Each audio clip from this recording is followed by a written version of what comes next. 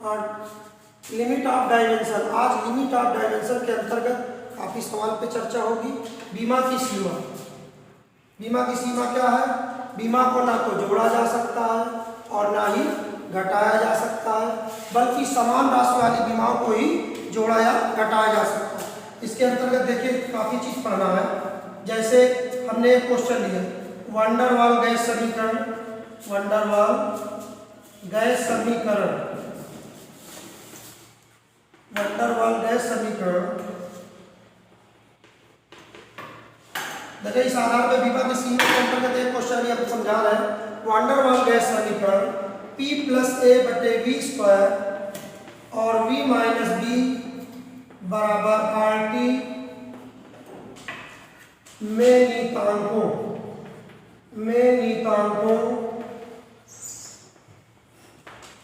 Small ए और small B की बीमा ज्ञात कीजिए। बीमा ज्ञात कीजिए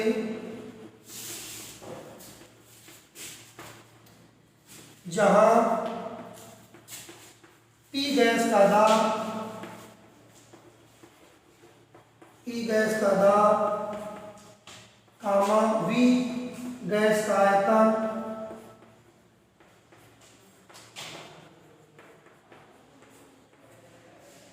और कामा कैपिटल T गैस का ताप,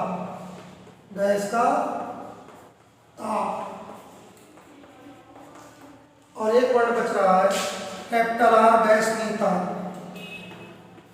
इतनी चीजें हैं, इनके अंतर्गत बड़े ध्यान समझना, गैस नीतांक है। तो बीमा को ना तो जोड़ा जा सकता और ना ही घटाया जा सकता है, बल्कि समान राशि वाली बीमाओं को ही जोड़ा या घटाया जा सकता है। ध्यान दें, इसके अंतर्गत एक क्वेश्चन लिखा गया, van der Waal gas equation P plus a बटे वी स्क्वायर बराबर V minus b equal to RT में नीतांक ए और बी की बीमा को प्राप्त करना, जिसमें B गैस का आयतन है और P गैस का दाब है और T गैस का ताप है और R गैस नीतांक है। अब इसके बाद इसका सलूशन देखें कैसे करेंगे। सलूशन में सबसे पहले आप इन वर्डों की डायमेंशन जानिए। कौन कौन वर्ड की? पहले तो जानेंगे दाब की। P क्या है? दाब। आपने पढ़ा दाब बराबर बल बटे क्षेत्रफल, प्रेशर बराबर फोर्स अपॉन एरिया। किसी पृष्ठ के प्रति एकांक क्षेत्रफल के अभिलंबवत लगने वाले बल को दाब कहते हैं। अगर क्षेत्रफल कम है तो दाब ज्यादा होगा, क्षेत्रफल ज्यादा है तो दाब कम होगा। और दाब का सीधा संबंध किससे? बल से। बल अधिक तो दाब अधिक, क्षेत्रफल अधिक तो दाब कम। दाब और बल एक दूसरे के समानुपाती और क्षेत्रफल के व्युत्क्रमानुपाती। तो दाब की जो बीमा निकल के आएगी, प्रेशर की बीमा, दाब की बीमा, दाब की बीमा देखें, यहाँ पे बल है, बल की डायमेंशन mLT माइनस 2। काफी दिन से इसको पढ़ रहे हैं। बल की बीमा mLT माइनस 2 और क्षेत्रफल की होती है L स्क्वायर, क्योंकि लंबाई गुणे चौड़ाई, लंबाई की भी L और चौड़ाई की भी L, L में L गुणा L स्क्वायर। अब इसके बाद यहाँ से एक कैंसिल हुआ कि हो जाएगा mL माइनस 1 T माइनस 2। अब याद रहे दाब की डायमेंशन क्या होगी? mL माइनस 1 और T माइनस 2, और दाब का जो मात्रक होगा, बल का मात्रक न्यूटन प्रति क्षेत्रफल का मीटर स्क्वायर, या इसको बोलते हैं पास्कल। क्या बोलते हैं? पास्कल। तो दाब का जो मात्रक होगा वो पास्कल होता है और न्यूटन प्रति मीटर स्क्वायर भी होता है। दाब की बीमा mL माइनस 1 T माइनस 2। दाब के बाद दूसरा वर्ड आता है आयतन। V क्या है? गैस का आयतन। अब इसकी जो डायमेंशन होगी, आयतन बराबर लंबाई गुणे चौड़ाई गुणे ऊंचाई, इसकी बीमा हो जाएगी L गुणे L गुणे L, मतलब L की 3 घात। आयतन की बीमा L की 3 घात, और T गैस का ताप है, ये मूल बीमा है। ताप की बीमा होती थीटा। ताप की बीमा क्या होगी? थीटा। अब इस इक्वेशन से हमको A और B की बीमा निकालना है। हमने बीमा की सीमा आपको बताया कि समान राशि, अगर जोड़ और घटाने में उसको समान राशि कर दीजिए तो बीमा प्राप्त हो जाएगी, क्योंकि समान राशि वाली बीमाओं को ही जोड़ा या घटाया जा सकता है। कोई जोड़ का व्यंजक कंबाइंड युक्त व्यंजक लिखा हो, अगर जोड़ में या घटाना में लिखा तो उनको समान कर देंगे, समान राशि बनाएंगे। तो जो P प्लस ए बटे वी स्क्वायर है वो हो जाएगा P बराबर ए बटे वी स्क्वायर। तो यहाँ पे क्रॉस कराएंगे, पीछा गुणा ए का नाम ए बराबर पी गुणे वी स्क्वायर। तो कुल मिला के ये कहाँ से चेंज हुआ? बीमा की सीमा से, क्योंकि बीमा की सीमा बताती है कि समान राशि वाली बीमा को ही जोड़ा या घटाया जाता है। क्योंकि जोड़ में कोई व्यंजक लिखा है तो उसे किस प्रकार की राशि बनाएंगे? समान राशि, अर्थात P इक्वल टू ए बटे वी स्क्वायर, ए बराबर पी गुणे वी स्क्वायर। तो ए की बीमा बराबर P की बीमा होगी ए में -1 T -2 गुणे, इसके बाद है वी स्क्वायर, मतलब वी मीन्स आयतन, आयतन की बीमा एल क्यूब पूरे की पावर 2। तो कुल मिला के ए में -1 T -2 और एल की पावर 3 दूनी 6। तो इससे स्पष्ट हुआ एम एल की घात 6 से 1 निकल गए 5 और टी की पावर -2। तो dimension of a constant value a की जो dimension I am L 5T -2। तो वंडर वाल गैस इक्वेशन से पहले नियतांक ए की डायमेंशन प्राप्त हो गई। इसी प्रकार दूसरे नियतांक बी की निकालना तो इस ब्रैकेट में रखा हुआ है, इस ब्रैकेट में निगेटिव है तो निगेटिव को भी समान राशि बनाएंगे, क्योंकि बीमा की सीमा हमें बताती है कि समान राशि वाली ही बीमाओं को जोड़ा या घटाया जाता है। तो घटाने वाली वैल्यू को भी समान राशि बनाएंगे। ये हो जाएगा बी बराबर बी, अर्थात जो बी की बीमा निकल के आएगी तो किसकी बीमा बोलेंगे? वी की बीमा। अब इसके जस्ट बी की बीमा जो हो जाएगी, वी मतलब आयतन, आयतन की बीमा हो जाएगी एल क्यूब। तो इस तरह से दूसरे नियतांक बी की भी बीमा आ गई एल क्यूब। तो बीमा की सीमा क्या है? समान बीमा को ना तो जोड़ा जा सकता और ना ही घटाया जा सकता है, बल्कि समान राशि वाली बीमाओं को ही जोड़ा या घटाया जा सकता है। अगर जोड़ का व्यंजक है तो उसको भी समान राशि बनाएंगे, घटाना का व्यंजक तो उसको भी समान राशि बनाएंगे। तो यहाँ पे हमने पहली राशि को लिया P + a by v square को यहाँ समान राशि बनाए, P समान मतलब बराबर a बटे वी क्रॉस किया, a बराबर P गुणे वी स्क्वायर, a की बीमा बराबर P की बीमा यहाँ निकाल चुके हैं, ml -1 T -2 into V volume है, वॉल्यूम मीन्स आयतन, आयतन की बीमा एल क्यूब। तो ml -1 T -2 एल की पावर 3 दूनी 6 से 1 निकला 5 T -2 और v इक्वल टू b, क्योंकि समान राशि इसको भी बनाए।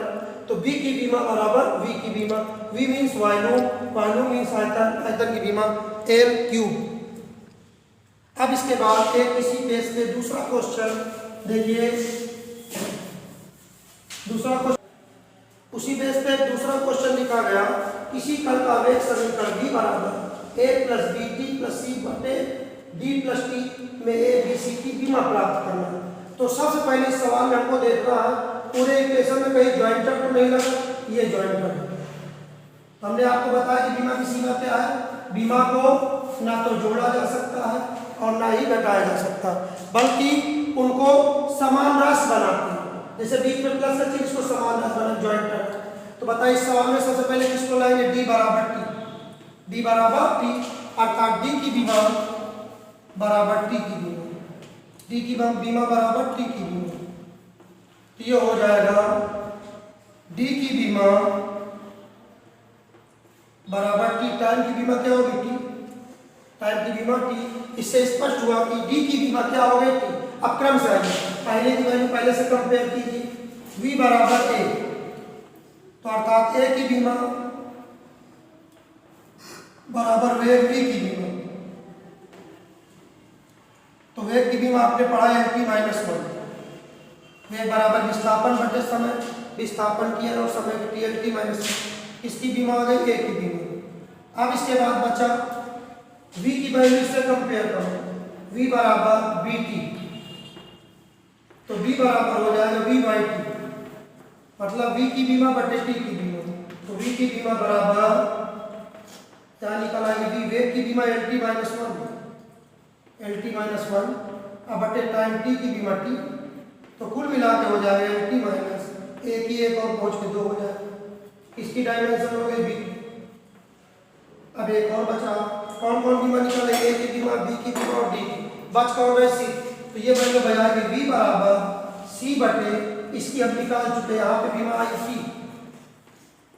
तो यह गुणा कराएंगे तो c बराबर हो जाएगा v × t, अर्थात c की बीमा बराबर v की बीमा गुणे टी बीमा है ये। अब इसके पश्चात वेग की बीमा एल टी माइनस 1 गुणे टी, ये टी से टी कैंसिल हुआ तो कुल मिला के बचा है। तो सी की डायमेंशन कितनी आ जाएगी है, इस तरह से चारों ये बीमा होगी। बीमा को ना तो जोड़ा जा सकता है और ना ही घटाया जा सकता है, बल्कि समान राशि वाली बीमाओं को ही जोड़ा या घटाया जा सकता है। हमने एक क्वेश्चन लिया, किसी कण का वेग समीकरण v बराबर a plus b t plus c बटे डी प्लस टी में ए बी सी डी की बीमा याद कीजिए, जहाँ v कण का वेग है और t समय। तो सबसे पहले कोई भी इक्वेशन लिखा हो, सबसे पहले दिमाग जाएगा ज्वाइंटर। कोई चीज जोड़ या घटाए में ज्वाइंटर तो नहीं लगा, तो d के साथ ये ज्वाइंटर है d प्लस टी। यहाँ पे हम इसको क्या लिखेंगे, ज्वाइंटर को हटाएंगे, समान राशि बनाएंगे, तो d और t के बीच में जो प्लस का चिन्ह है उसको समान मतलब बराबर कर देंगे, अर्थात d की बीमा बराबर t की बीमा। तो d की बीमा मतलब टाइम t की बीमा कैपिटल T 1 हो गया। फिर इसके बाद क्रम से कंपेयर करेंगे, इसको हटाने के बाद v बराबर a, तो v बराबर a मतलब a की बीमा जो होगी वेग v की बीमा एल टी माइनस। फिर v को कंपेयर करेंगे vt से, तो v को ब्रेक करेंगे v बाई टी, तो v की बीमा बराबर वेग की बीमा एल टी माइनस 1 बटे टी, टी एक ऊपर गया एल टी माइनस 2 अर्थात v की बीमा।